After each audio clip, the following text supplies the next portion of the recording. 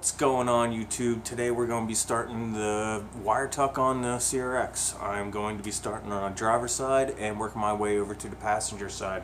This is probably going to be a two-part video on doing the wire tuck, but before we start, please like and subscribe and don't forget to hit that notification button.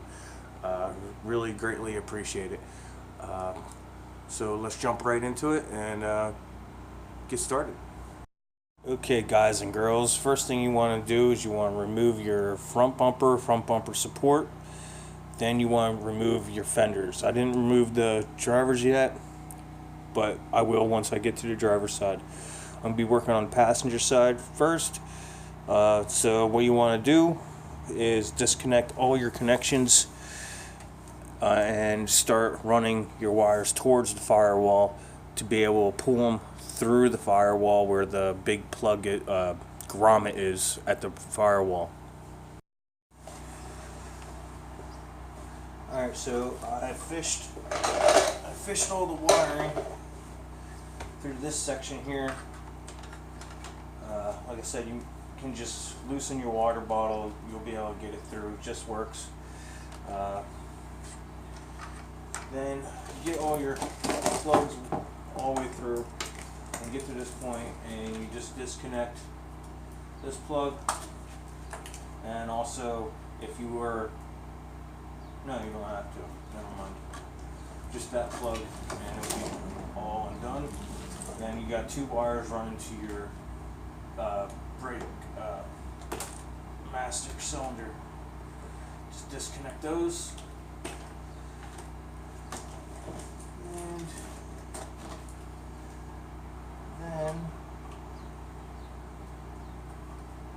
Then there's a clip all the way down in there, so a plastic clip just pop right out of the hole. At that point you should be able to pull the wiring into the cabin. Alright, so up right here will be a rubber grommet. You want to unpop the rubber grommet and slowly fish your wires through. It helps with the extra set of hands. Well, unfortunately I don't, so I get to struggle. It is what it is, but yeah, just pull them through gently, don't yank on them. They will get snagged on stuff, so you just have to slowly snake it through and work all the plugs through that small hole. Got the full wire harness through the firewall. Now they will all fit through that hole. Just takes a little finagling and time to get it through, but they all will fit through that hole. I did unplug the bumper turn signal bulb socket. It just made it a little easier to get it through. Plus I don't even think it would have fit through if I would have just left it on there, so just unplug that where the hell is it? So that it's turn signal.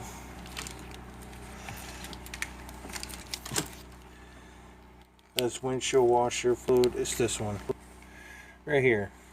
So unplug this from the socket itself, and it'll make your life a hell of a lot easier to get all the wiring through the firewall.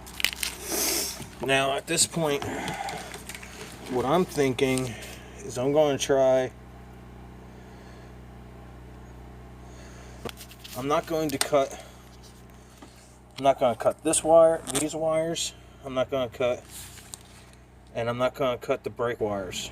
What I'm going to do is undo the looming, and then I'm going to take the rubber grommet that's up here, this rubber grommet, I'm going to take that off. I want to make it all plug and play still. So the connection, this will basically plug in right at the firewall into the engine harness, and this should have enough lead on it that will be able to go up to the brake again, so I don't have to solder those either. The less soldering you do, the better when you do this. Another thing is I'm probably going to, this is for your setting your timing. Some CRXs have it on the passenger side, some of the Civics have it on the passenger side, but some have it under the hood on the driver's side. I'm going to also bring that into the engine compartment also. I'm not sure exactly where I'm going to put that, but I guess I'll cross that bridge when I get there. I'm going to still make it easily accessible, but yet hidden at the same time, to keep it looking clean, you know.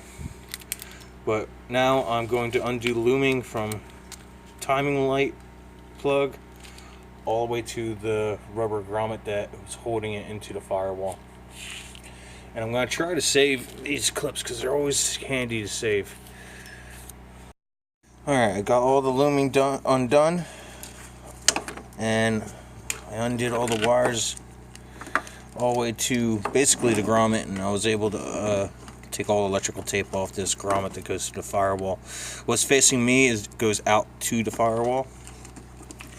What I'm going to do is I'm actually going to cut the grommet very carefully without nicking the wires. Cut the grommet so I can slip it off of the wire harness.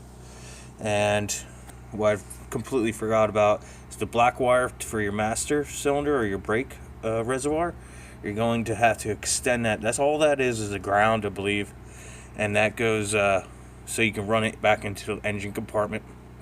What I'm going to do is I'm probably going to snip it right about here, extend it, and reconnect the end that I snipped off back to the extended wire so it looks more factory. I like to use the OEM plugs as much as I possibly can. What I have here is a box of Honda wiring. I just acquired this over the years of working on Hondas. This is all junk wiring. I keep this if I need a plug or someone wants to do a multi-point fuel injection conversion. I got the plugs, I got the wiring. I like to keep all the wires the same color and the same gauge. So this is like the perfect thing to have for doing wire tucks, really. So basically I went through the box and I found a hacked up harness of some sort I had that I can still use stuff out of. I'm going to use this for a few wires, like probably the ground and whatever other color wires I want to pull off of it. But for right now, I'm just going to snip a ground wire. You want to use the same gauge wire as you're extending, or you could use a little bit thicker, but I'm going to be using the same gauge, so I gotta extend this one. So I want to get the same gauge wire as this. I'm going to get a black one and extend this one. Okay, all the wires are separated. Well, you basically separate them as far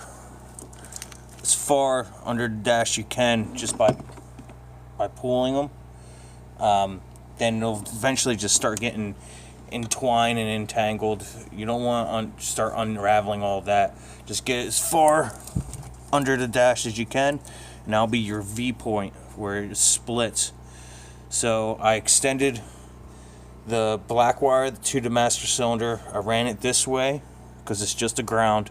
I'm sure I could have just grounded it to the chassis, but I'm just gonna run it basically as OEM. Run it this way, then I V'd it going onto the other side that's going back through the engine to the engine compartment, and I have it ending basically at the same length as the green one that goes to the master.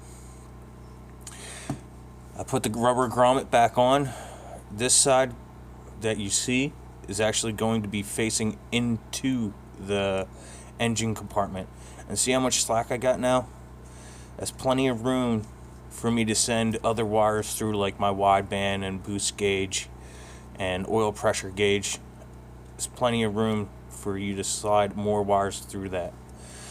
So for right now, I'm just going to leave it loose, still push it through the firewall and attach it to the firewall itself.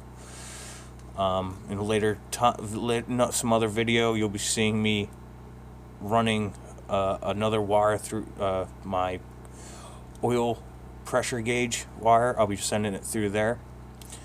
But for right now, I'm just going to also put my boost gauge wiring and my air fuel ratio gauge wiring through this, since I have it coming down this pillar and going through the same hole basically. Yeah, so I'm going to run it through there. At this point, I'm going to send these wires, this side of the wires, through the engine compartment.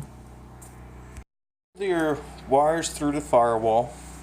That'll be for this plug right here, then your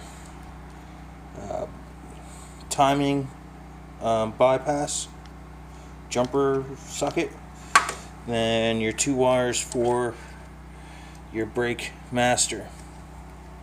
At this point, you want to determine where you want to hide this plug, and I'm going to be doing it down in here. If you see that hole, I'm going to be clipping it to that hole down there. That's where it's going to get plugged into.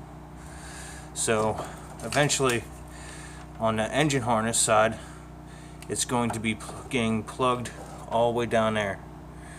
So basically you unbolt it from the engine harness from this hole right here, and this will be eventually ran underneath the manifold.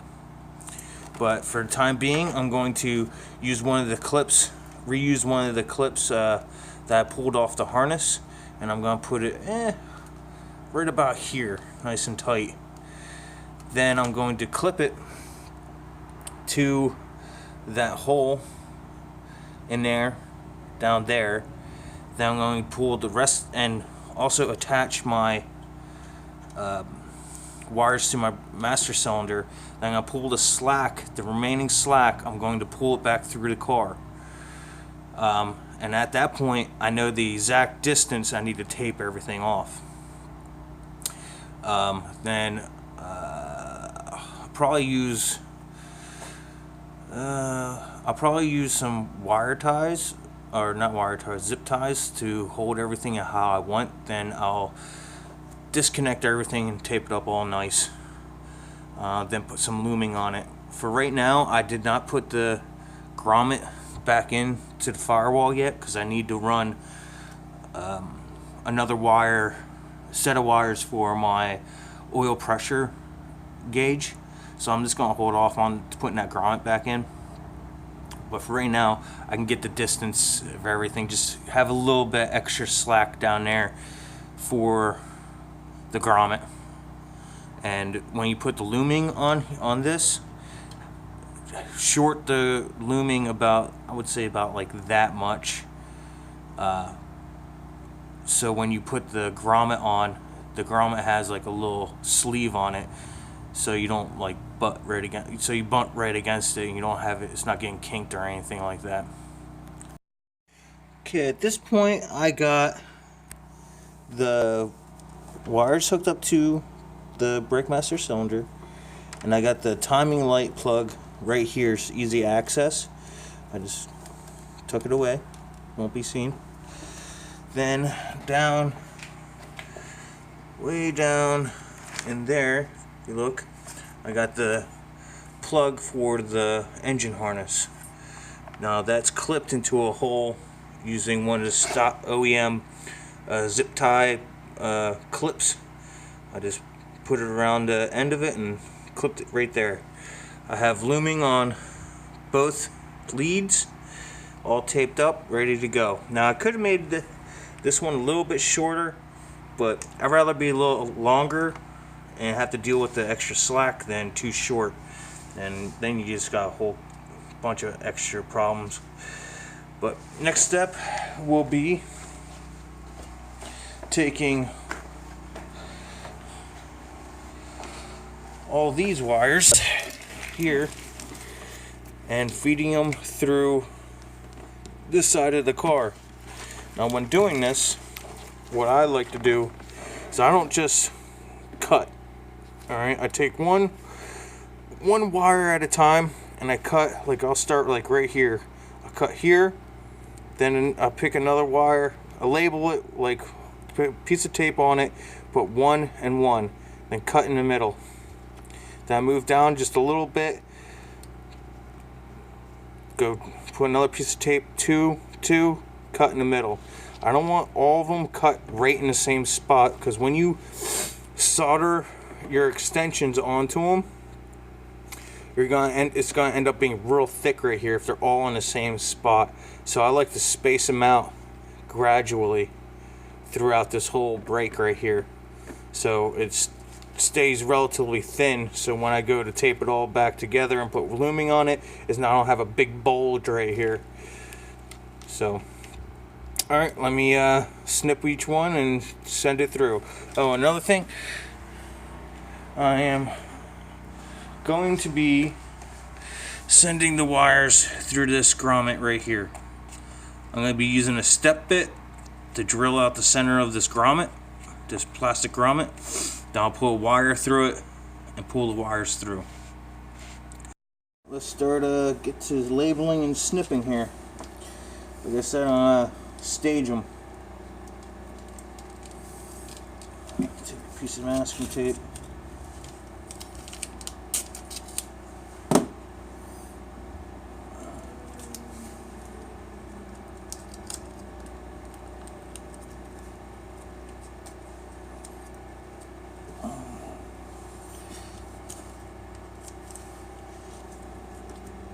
Number one.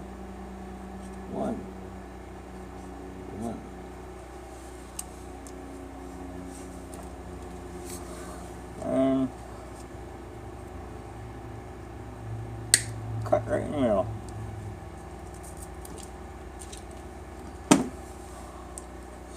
Keep on doing that until you get all of them done. We got all the wires cut and labeled. It looks like a big mess, but as long as you match up number to number when you go extend them, you'll be perfectly fine. Just take your time, everything will work out. Don't rush your soldering, just take one thing at a time. Now, at this point, I'm going to put these together carefully without destroying any of my numbers, and I'm going to fish them through that one grommet on the side of the car. I'm going to be bringing all the wires through this grommet right here. So to make it easier, I'm just going to pull the grommet out, set that aside for now. I'm going to put like a piece of welding wire, or you can use a piece of metal coat hanger, and stick it down there. Then you tape all your wires to that wire and pull it through. Put my welding wire through that hole. And when you do send your welding wire through, or whatever you're going to use to fish the wire through the car, you want it to make sure it has a clear path to that hole, so you're not taking this and like it's gonna end up wrapping around other wires or anything. You gotta make sure you got a nice clear path through. Okay, I got my wire, all my wires fished through that hole. Now I'm going to drill out the center of this plastic piece that was kind of like just a seal. Then, since it's all taped up to go through that hole, this will be the time to slide this down and plug up the hole again back over here. Then you can undo the end here. Just make sure you don't take any of your labeling off. I got the grommet back in, drilled out. I used a step bit and I slowly drilled out to just so I can get loomings also into the hole and squeeze it into there, so it's nice and tight sealing. Then I separate all the wires so they're not over like crossing each other. Like this one wouldn't be going this way or anything like that. Space them all out, kind of flare them out, so when you go to connect them all together, you're not intertwining them when they're all connected. I'm sure it really doesn't matter, but it just turns out nicer if you just space them all out like this. And then I'm going to take the other half that I cut, I'm going to route it to the front of the car how I want it. Then I can determine the length that I need to go from this to connect it right back to where I cut it. Alright, at this point I put the headlight back in so I can get the correct distance for the headlight sockets. I took the end that we cut off and I started routing the wires to where I wanted them. Took the grounding block and I just utilized the hole right here, and I cleaned off made sure there was bare metal behind it, and I nut and bolted it from the inside right here. It's right next to the top windshield washer bottle holder screw.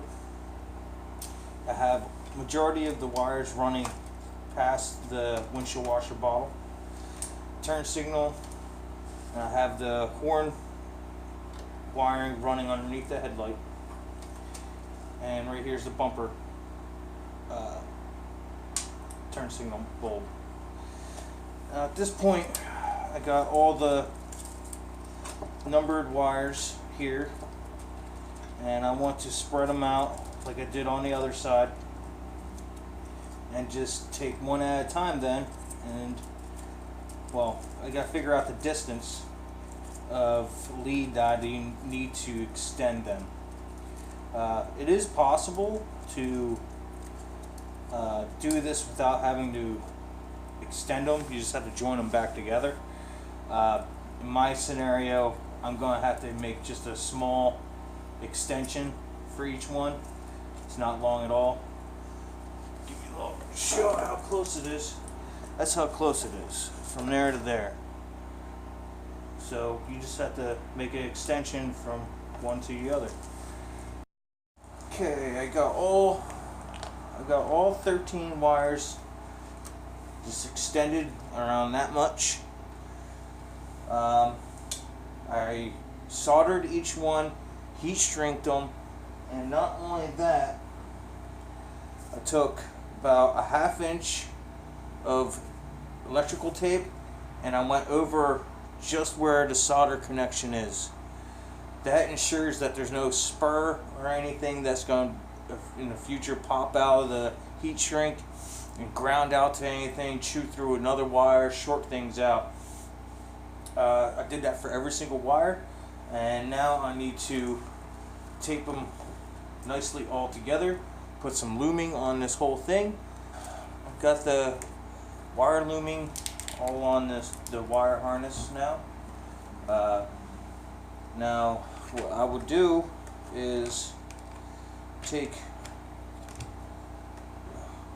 a clip kind of like this, but plastic. Unfortunately, I don't have one right now. I gotta go get some. So what you want to do is take your plastic clip that's actually slightly bigger than this one. You put it over your looming and use a sheet metal self-tapping screw and screw it into your where the underneath of your fender is going to be. It's not going to interrupt anything. There's plenty of room there. I would just stay with this line right here, the bottom arch. I'm going to end up putting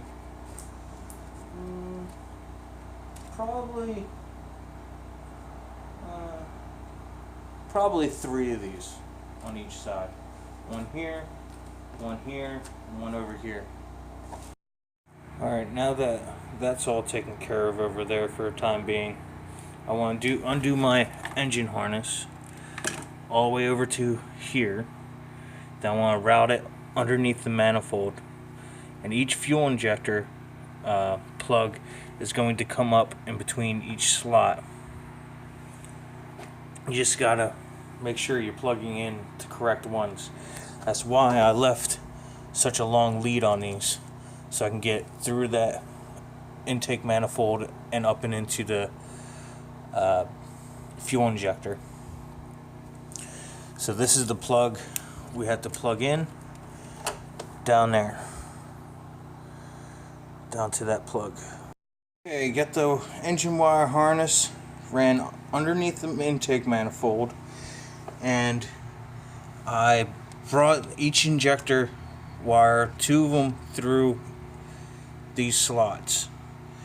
2 through this slot, 2 through that slot. I just had to make sure I'm plugging them in to the correct injector. You do that by feel, basically. Run your hand down the harness. First plug you come to, that'll be this one. Second one, that one. Third one, this one, and that one. I plugged the harness back in back there, which the other side is clipped to the frame of the vehicle itself. Now, if you are still running the fuel injection register box, what I would do is I would probably bolt it to this screw right here, or try to find another hole close to that connection and just bolt it to your firewall or something along those lines. As you can see, I'm still not done. I gotta tuck some more stuff up, and next video I'll be running the clutch cable also under the intake manifold. Now I'll clean it up a little bit more. I'm going to reroute some of the windshield washer lines just to finish up cleaning up this side. Then also in that video I'm going to tackle the driver's side, which is a lot more involved because you got to deal with the main power from the battery and the alternator, and you got to hide the fuse box, and yeah, you got to hide that fuse box underneath the dash, which can be time consuming. But for right now, we're going to test this out. I'm going to see if the car still fires over, and also see if all the lights on this side work as they should. Alright, battery's hooked back up. I don't see anything smoking. That's a good sign.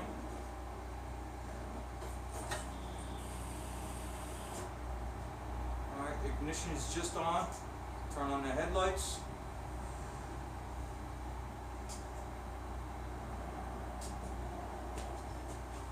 High beam, low beam. Make sure they're doing the same here. That looks good. Test out the blinkers. There we go. It's working. I think the switch inside the steering column might be corroded. I need to get another one. But everything light-wise looks like it's working as it should.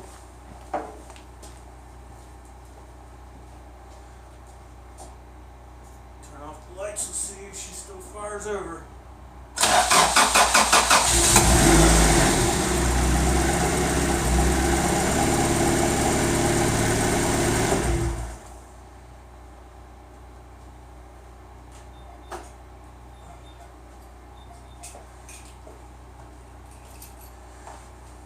Alright, looks like it was a success so far. No problems. Alright, that finishes up part 1 of the wire tuck. Started with the driver's side. Everything worked great. Car still fires up. Blinkers still go on. Headlights still go on. Next video we'll be doing the driver's side, and plus tucking away a few odds and ends on the passenger side yet. Just when you do this, just take one wire at a time. Take your time on it. Make sure you have the right size wires. Fortunately, I have a ton of extra wire harness for CRXs, so I just use the same exact wires.